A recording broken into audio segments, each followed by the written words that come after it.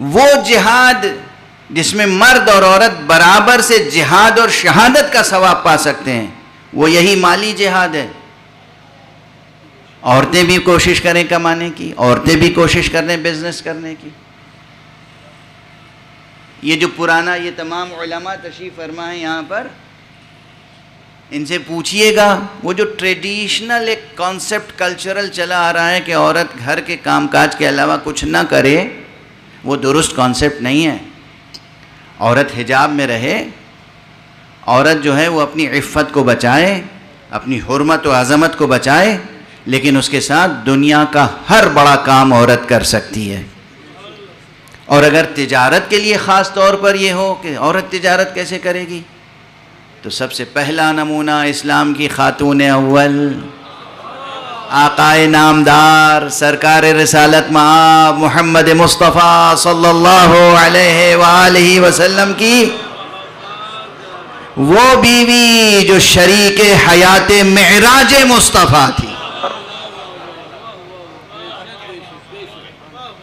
جناب خدیجۃ الکبریٰ سلام اللہ علیہا۔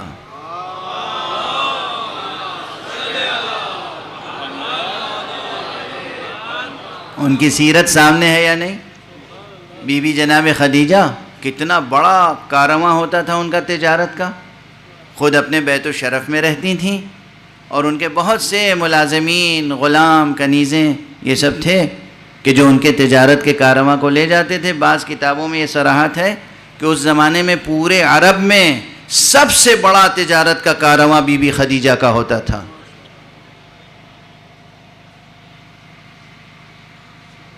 اور پھر یہ اسی بیوی کو شرف حاصل ہوا کہ ان کا مال تجارت لے کر، ان کا مال تجارت لے کر کون گیا تجارت کرنے کے لیے؟ اس کائنات کا سید و سردار، علت تخلیق کون و مکان، صاحب معراج حضرت امام المرسلین خاتم النبیین محمد مصطفیٰ صلی اللہ علیہ وسلم۔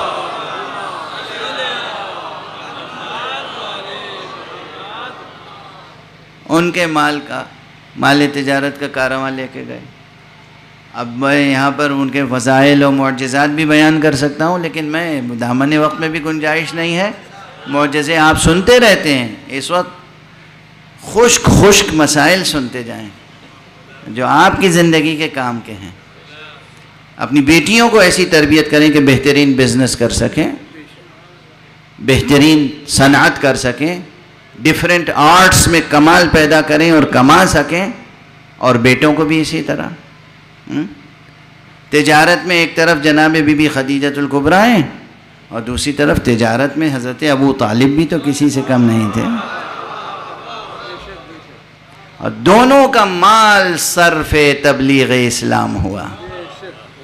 جناب بی بی خدیجۃ الکبریٰ، لوگ تاریخوں میں لکھ گئے ہیں کہ فلاں نے غلام آزاد کرائے اور فلاں نے غلام آزاد کرائے، یہ کوئی نہیں بتاتا کہ تھیلیاں دے کے آزاد کروایا کس نے۔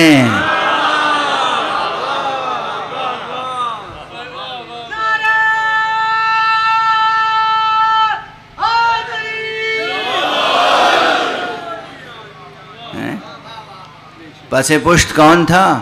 دولت کس کی خرچ ہو رہی تھی؟ یہ دولت خدیجہ تھی، اور یہ دولت ابو طالب تھی کہ جو اس وقت مسلمانوں کے کام آ رہی تھی۔ یہ تھا جہاد، جہاں خون نہیں ٹپک رہا تھا زمین پر، مگر جہاد ہو رہا تھا۔ وَجَاهَدُوا بِأَمْوَالِهِمْ وَأَنفُسِهِمْ فِي سَبِيلِ اللَّهِ، اللہ کی راہ میں مال سے جہاد کرتے ہیں، اللہ کی راہ میں اپنے نفس سے جہاد کرتے ہیں۔ اور آخری فقرہ پھر یہ جو میں آج کہہ رہا ہوں شروع سے آخر تک بار بار، سچا مومن، سچا مومن، پکا مومن، سچا مومن، وہ آخری فقرہ ہے۔ اولئک هم الصادقون، جو یہ ہیں کہ اللہ پر ایمان لاتے ہیں، رسول پہ ایمان لاتے ہیں، پھر کسی شک و شبہ میں مبتلا نہیں ہوتے، اور اپنے مال سے جہاد کرتے ہیں، اپنے نفس سے، اپنی جانوں سے جہاد کرتے ہیں، وہی وہ ہیں جو سچے ہیں۔ وہی وہ ہیں جو سچے ہیں۔ اب اگر کہیں بھی کسی کے یہاں یہ پتہ چل جائے کہ وہاں رسول کے یا اللہ کے حکم پر عمل کرنے کا جذبہ مخلصانہ نہیں تھا تو آپ اسے کچھ بھی کہہ سکتے ہیں، نہ صادق کہہ سکتے ہیں،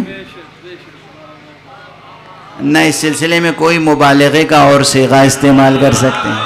صلوات پڑھ دیجئے محمد و آلہ محمد۔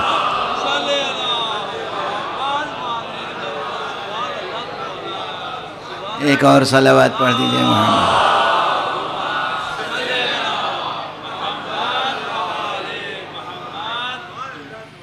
سچے مومن کی شان یہ ہے کہ اس میں شک و شبہ نہ ہو اور جہاد کا مکمل جذبہ ہو، نہ شک و شبہ ہو اور نہ بزدلی ہو، شجاعت ہو، شکیبائی ہو، صبر ہو اور جاں فشانی کا جذبہ ہو، جان نثاری کا جذبہ ہو۔